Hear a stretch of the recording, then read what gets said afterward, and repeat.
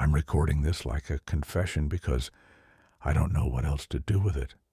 If you ever work security and your logbook starts sounding smarter than you are, quit. Don't argue with it. Don't try to prove you're in charge. I took the night rotation at a corporate complex on the edge of town, the kind of place that looks clean enough to lick. Glass walls, stone floors, plants that never grow tired, and air that always smells faintly like a new laptop. The pay was decent, the rules were simple, and the biggest threat, I was told, was boredom. They trained me fast. Badge in, badge out. Patrol the lobbies and the connecting corridors. Check the fire doors, watch the monitors, write everything down. The supervisor said the paperwork mattered more than the cameras. Cameras can lie, he said, tapping the logbook like it had a pulse. This can't. The logbook sat on the desk under a little lamp, bound in black, thick pages, heavy enough to feel official. When you opened it, the spine creaked like an old closet. It already had entries from the guard before me. Neat handwriting, calm tone, little details. A delivery arriving, a door found ajar, a light buzzing in a stairwell. Ordinary stuff. My first shift alone. I kept writing like I was told. I described the weather, the emptiness, the way the building made small, settling sounds when the outside wind pressed against the glass. I noted the cleaning crew leaving, the last office lights going out, the motion sensors switching to their sleepy mode. It was quiet. Too quiet, in that controlled way that makes your ears start inventing noise. That's when I noticed something I hadn't written. I had just finished a sentence about the west corridor being clear. I set the pen down. I looked up at the monitors. I looked back down at the logbook, and beneath my line, in the same ink, there was another line in my own handwriting. Not a smear, not a bleed-through, a full sentence. It said, "Don't use that corridor tonight." I stared at it until the letters seemed to loosen from the paper. I checked my fingers for ink, checked my pen for a leak, checked the previous pages for anything similar. Nothing. I told myself I must have written it without thinking. You'd be surprised what your brain does when you're tired. Autopilot, muscle memory, routine. I even laughed, a little too loud in the empty lobby, and said, "Okay," like the book could hear me. Then I turned my head toward the monitor that covered the west corridor. The camera showed a long, empty hallway, lined with office doors and a strip of carpet that always looked slightly damp under the ceiling lights. It looked normal, but my skin did that small, uninvited tightening you get when someone stands too close behind you. I leaned in, squinting. The image was crisp. No motion alerts, no flicker. In the far end of the corridor, where the hallway bent out of sight, the light looked wrong.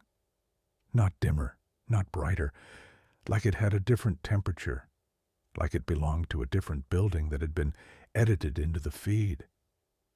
I reached for the radio out of habit, thumb hovering. No one to call. I was alone on site. I swallowed and wrote another line in the logbook, trying to anchor myself in something practical.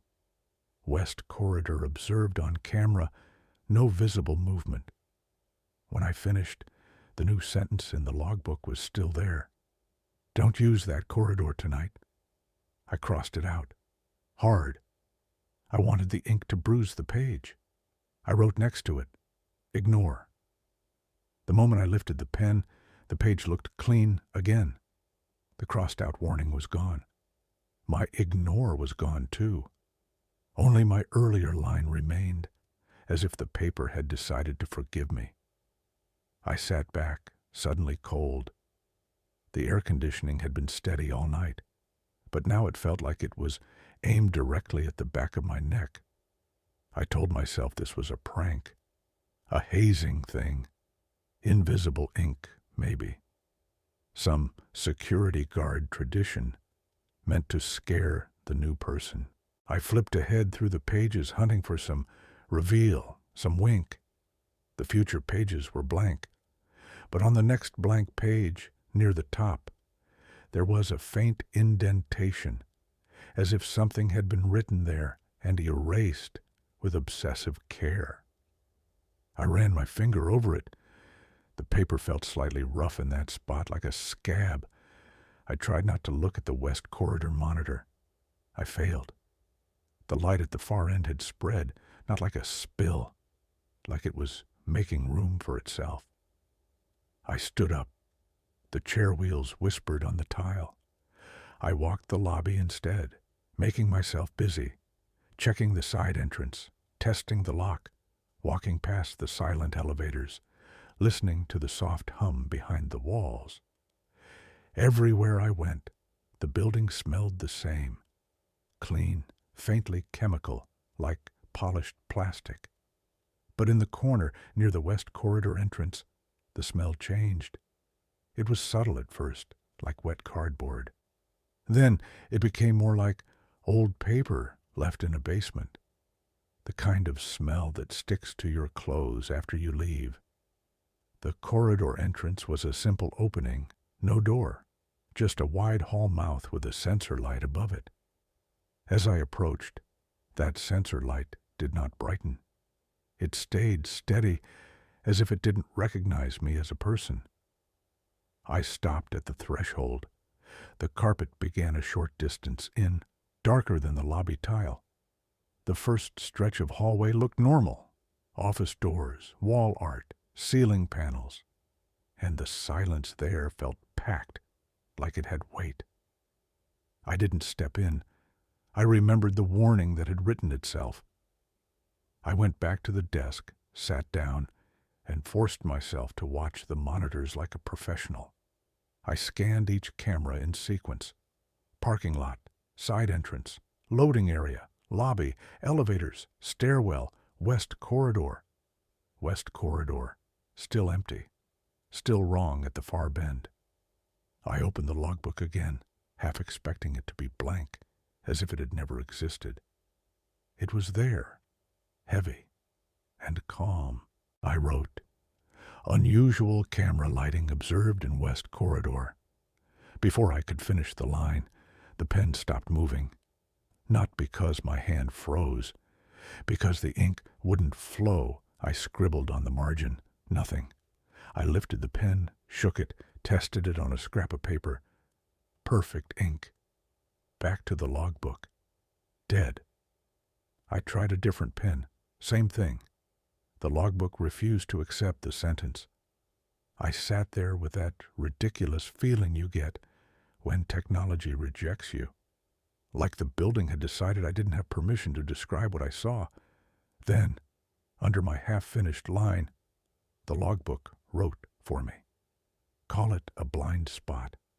My stomach tightened.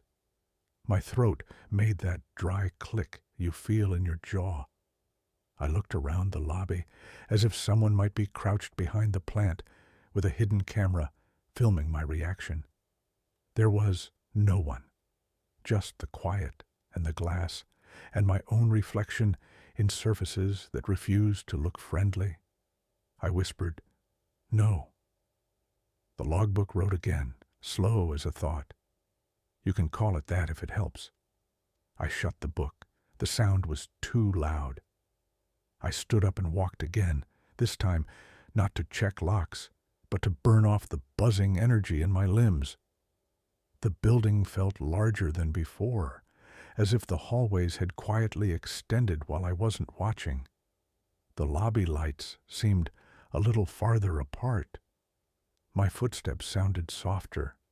I returned to the desk and, against my better judgment, opened the logbook again.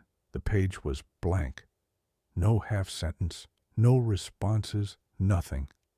I let out a breath I didn't know I was holding and told myself I had imagined it. Stress, isolation, the way empty places can bend your mind. Then I noticed the indentation again on the blank page, deeper now, like an invisible writer was pressing hard. I turned the page quickly. Another blank page, but with the same faint pressure marks, as if entire paragraphs had been written and wiped clean. I flipped through several pages, all blank, all bearing those ghost grooves. The book wasn't empty. It was hiding what it had already said. I shut it again and pushed it away. On the west corridor monitor, the far bend had changed.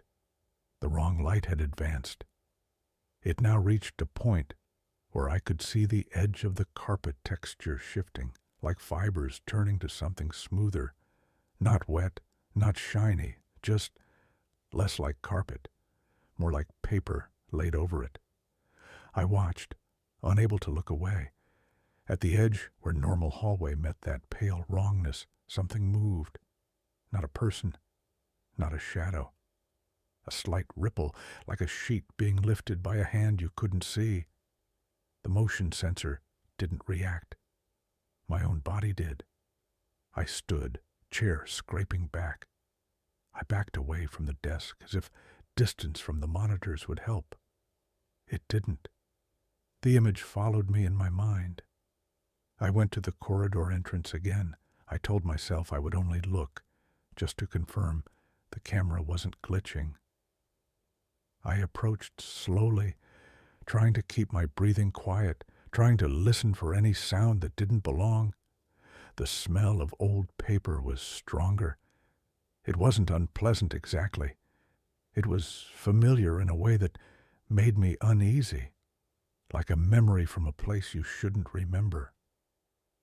At the threshold, the ceiling lights inside the corridor did something subtle. They seemed to align themselves, as if straightening their posture because I had arrived. The hallway ahead looked the same as always for a short stretch. Then, beyond a certain point, the air looked thicker, not foggy, not smoky, like heat haze, except cold. I leaned forward, staying in the lobby. I tried to focus on the far bend. I could not see it. Not because it was dark, because it wasn't there. It was like the hallway had been erased after a certain distance, replaced by a flat surface the color of bleached paper. No texture, no depth, just a blank wall where the corridor should continue. My mind rejected it. I blinked hard. I looked away and back. It stayed. I stepped backward, and the sensor light above the corridor entrance finally brightened, as if it had only now recognized I was real. From deeper in the corridor, from behind that paper-colored flatness, I heard a sound like pages turning, not fast, not frantic, methodical, a steady flipping, like someone searching for a passage they already know exists. My radio crackled once, a dry burst of static, and then silence. I tried to speak into it. My voice sounded thin and wrong, swallowed by the lobby. No response. I backed away from the corridor and hurried to the desk. The logbook was open. I did not remember opening it. On the page, in my handwriting, was a full entry I had not written.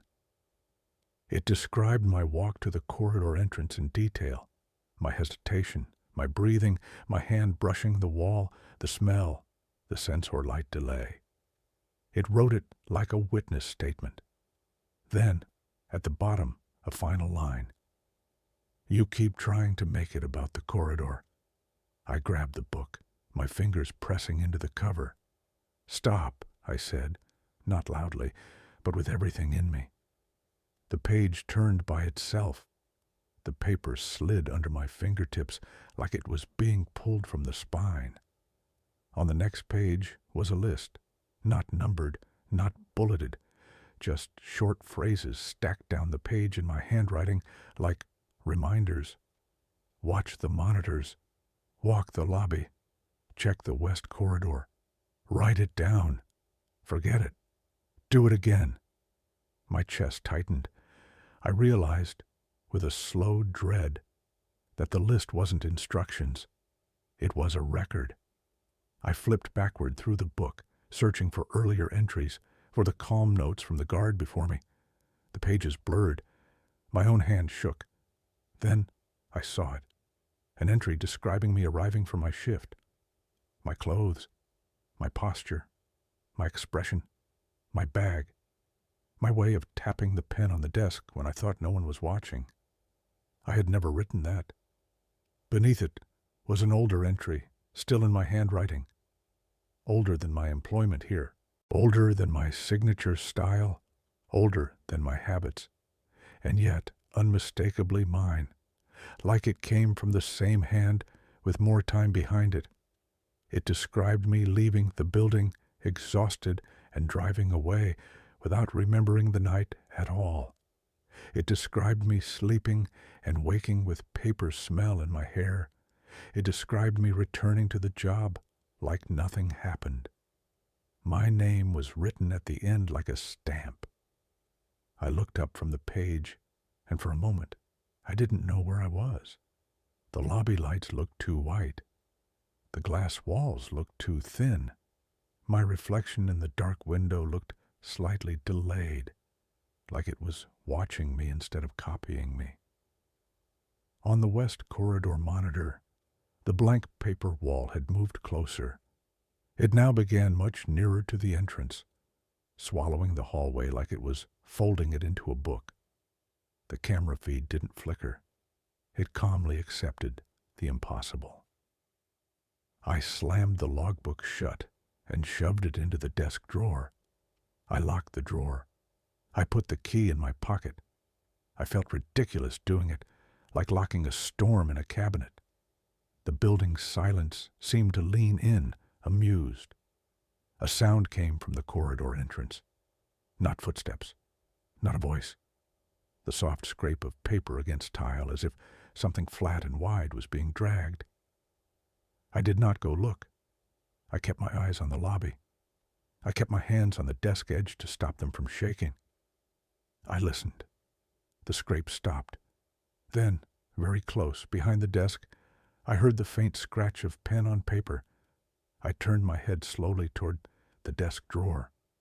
The drawer was shut. The lock was intact. But from inside it, I could hear writing. Slow, patient writing. The kind that assumes it has all the time it needs. My pocket felt suddenly heavy. I pulled out the key and stared at it. The metal looked slightly dull, like it had been handled too much, like it belonged to someone else. On the key ring, there was something I hadn't noticed earlier. A thin tag, like the kind used to label spare keys. It had my handwriting on it, not my name. A simple instruction: return it when you're done. I don't remember standing up. I don't remember walking.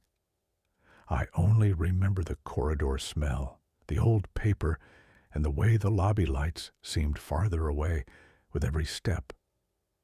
I remember reaching the corridor entrance and seeing the paper wall right there, where the hallway should have been, smooth and blank, like a page waiting. I remember lifting my hand toward it, not touching yet, hesitating like a person who knows the stove is hot. From the other side, the page rustled, and something gently, patiently, began to remember me.